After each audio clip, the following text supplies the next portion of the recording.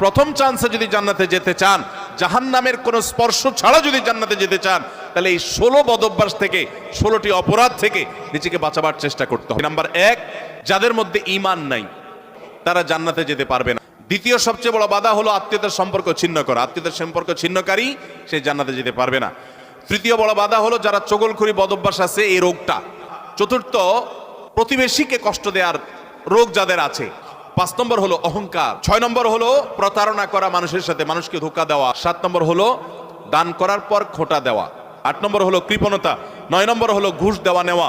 10 নম্বর হলো মা বাবার নাফরমানি করা, মা বাবার অবাধ্য হওয়া, মা বাবার অসম্মান করা। 11 নম্বর হলো মাদক আসক্ত হওয়া। 12 নম্বর হলো হারাম উপার্জন দ্বারা, হারাম খাদ্য দ্বারা, পানীয় দ্বারা শরীর গঠন করার। আর 13 নম্বর হলো রূঢ় স্বভাবের হওয়া।